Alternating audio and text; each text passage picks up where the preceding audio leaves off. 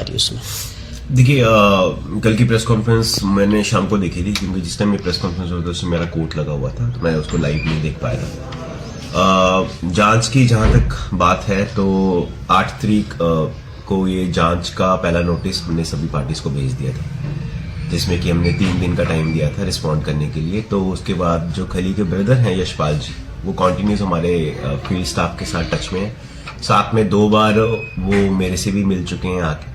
तो उन्होंने हमें 15 दिसंबर को एक लिखित चिट्ठी दी थी कि हम 15 दिन का समय चाह रहे हैं डॉक्यूमेंटेशन प्रोवाइड करने के लिए, जो कि 30 तारीख को खत्म होगी।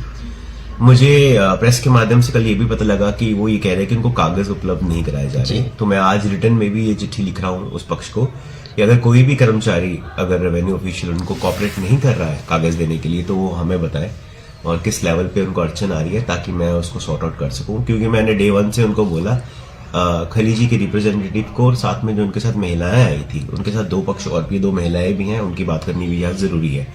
उनको भी मैंने आश्वस्त किया था कि इसमें फेयर इंक्वायरी होगी, और साथ में इंक्वायरी फेयर करने के लिए जैसे तहसील से हमें वो फाइल सारी आ चुकी है, पर हमें अब दूसरे पक्ष, क्योंकि उन्होंने अपना पक्ष मजबूती से रखना है, तो उनके कागज भी आने जरूरी है उसमें।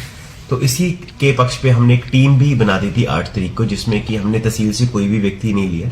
उसमें हमने एक रिटायर्ड नायब तहसीलदार को एंगेज किया है और हमने कुछ कानगो लिए हैं उसमें, और वो तभी वर्किंग में आएगी जब हमारे पास पूरे कागज और दस्तावेज जब हमारे पास आ जाएंगे, तभी हम निष्पक्ष तरीके से इसकी जो है जांच कर सकेंगे।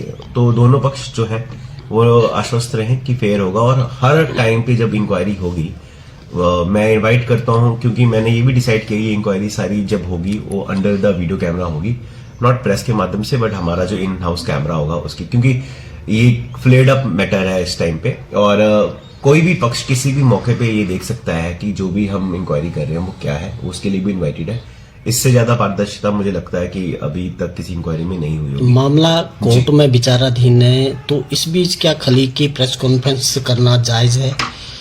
देखिए वो सब तंत्र हैं, वो देश के नागरिक हैं और उनको लोकतांत्रिक अधिकार है प्रेस कॉन्फ्रेंस करने का। वो अपना विचार और उनका अपना विवेक है, उस पर मैं टिप्पणी नहीं करूंगा। कोर्ट का जो मैटर है वो सिविल लिटिगेशन है, और ये जो है ये एडमिनिस्ट्रेटिव जांच है एक, जो कि आरोप लगाए गए हैं जो मीडिया के, जो पहली मीडिया ब्रीफिंग हुई थी द ग्रेट खली जी की, उसके माध्यम से, और जो हमें एक लेटर डीसी महोदय से मिला है, उसके बेसिस पे हम इस पे जो है जांच करें। उनका कहना है कि उनको कोई भी नोटिस ना राजस्व विभाग ना जांच अधिकारी से कोई रिसीव नहीं हुआ आज तक। नहीं, देखिए कल उन्होंने ये बोला कि वो उसके बारे में पता करेंगे, पर अगर वो पता करेंगे, उनको 2 नोटिस ऑलरेडी जा चुके हैं हमारी तरफ से, उनको ही नहीं, साथ में वो जो महिलाएं आ रही हैं, पीड़ित महिलाएं आ रही हैं, उनको भी नोटिस गए हैं। बल्कि मेरी उनकी मौखिक, वो मेरे पास मैंने उनको मिलने के लिए भी बुलाया था, क्योंकि मेरा ये फर्ज बनता था कि मैं, क्योंकि वो यहाँ के बछिंदे हैं, यहाँ के लोग हैं, और वो अगर किसी परेशानी में हैं तो पहली बार वो मिलने भी आए थे, उनको मिलके भी मैंने आश्वस्त किया था।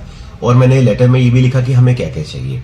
उसमें से एक महिला को कागज लेने में दिक्कत हो रही थी, बल्कि मैंने पटवारी को ऑर्डर भी किए थे रिटर्न में कि आप इसमें कागज प्रोवाइड करें, और अगर आप नहीं कर पाते किसी कारणवश तो उसको रिटर्न में ही रिप्लाई करें कि आप किस एक्ट और किस धारा के अकॉर्डिंग कागज प्रोवाइड नहीं करवा रहे हैं।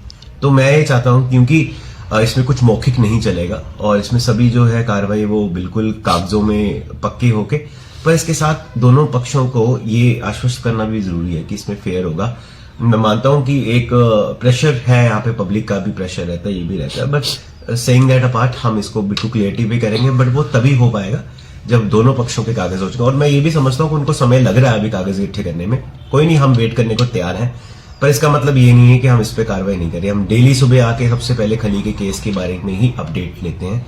तो हमने 3 दिन पहले भी उनसे, मेरे स्टाफ के सुदेश जो मेरे टीम मेंबर है इस इंक्वायरी में, उसने यशपाल जी से फोन पे बात करी थी, उन्होंने समय मांगा है अभी। और तो मुझे लगता है किसी फेयर इंक्वायरी में, फेयर ट्रायल में एक समय देना जरूरी है, कि हम की जल्दबाजी करें और बोले कि आपको समय ना दिया जाए। ठीक है, उनको, वो वहां बैठे हैं उस जमीन पे, उनको लगता है कि उनकी जमीन है, उनका क्लेम है, तो उनको वो प्रूव करना है। और यहाँ पे जो दूसरा पक्ष उनको लगता है उनकी जमीन है, कागज जब आएंगे और बोलेंगे, कल मैं उनके वकील साहब की भी वक्तव्य सुन रहा था, उन्होंने बहुत ही सजग तरीके से ये बात रखी कि they are preparing the documentation, और yes they have all the right to take time. अगर उनको 30 तारीख तक भी लगता है तो मैं उच्च अधिकारियों से बात करके अगर और समय भी इसमें लेना है तो वो भी ले सकते हैं, पर हमें इन्फॉर्म कर दें, क्योंकि इसमें ये नहीं लगना चाहिए कि हम लोग इस पे कार्रवाई नहीं कर रहे हैं। जबकि हम इस पे डेली जो है हमने बेसिकली 10 तारीख को मुझसे उपायुक्त महोदय ने भी डिटेल मांगी थी कि इस इंक्वायरी में मिनट टू मिनट क्या चल रहा है, तो हमने मिनट टू मिनट उनको जो है चार्ट बना के दे दिया था, कब टीम बनी, कब नोटिस काटे, कब वार्तालाप हुई, वो सब ऑन रिकॉर्ड। राजस्व अधिकारी पर कुछ लेन देन के आरोप भी उन्होंने लगाए हैं, क्या इसकी मतलब प्रशासन अपने लेवल पे जांच या कुछ ऐसा आपको कोई शिकायत सूचना आज से पहले? मैंने वो देखी, उसमें कुछ वहां पे कुछ लोग थे जो डायरेक्ट इल्जाम लगा रहे थे तहसीलदार महोदय के ऊपर। मुझे लगता है कि अभी तक अगर ये जैसे 5वें महीने की बात कर रहे थे तो चौहान साहब थे जो बात कर रहे थे, तो मुझे लगता है अगर वो लिखित में मुझे शिकायत देंगे तो मैं जरूर इसके बारे में जो कार्रवाई करेंगे, क्योंकि अभी तक मुझे इसके बारे में उन्होंने खुद जब कभी मिले भी हैं तो कभी इसके बारे में उन्होंने मेरे संज्ञान में बात लाई ताकि उनके साथ ये कुछ तो कोर्ट केसेस के मामले थे। उसमें कोर्ट केस में ऐसा होता है कि एक पक्ष के खिलाफ फैसला आता है, एक पक्ष के फेवर में फैसला आता है। तो उसमें क्या होता है कि अपील का हमेशा प्रोविजन रहता है। अगर कोई तहसील से खफा है उनके डिसीजन से, कई लोग अपील लेके यहाँ से स्टे लेके जाते हैं। अगर मेरे से खफा है मेरे डिसीजन से, तो वो डिवीजन कमिश्नर को दे सकते हैं। वो एक कानूनी प्रक्रिया है जैसे कि जुडिशियल कोर्ट्स का होता है। बट जो डायरेक्ट इल्जाम कुछ लगे हैं, अगर वो रिटर्न में इसकी कंप्लाई करते हैं, ये बात करते हैं, तो इसके ऊपर भी जरूर नेक्स्ट डेट पे इसका फैसला होने की उम्मीद है या?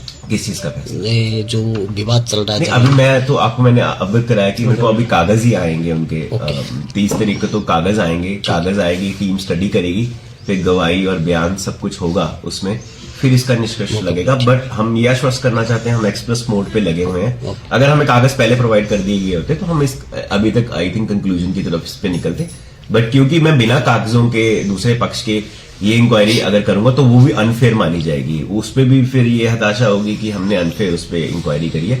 तो किसी भी इंक्वायरी करने के लिए दोनों पक्षों को जानना, उनको पूरा मौका देना जो है नेचुरल जस्टिस का एक परिभाषा में आता है। तो आश्वस्त रहें इस चीज में, मुझे लगता है इसमें जरूर सच सामने आएगा। Thank you.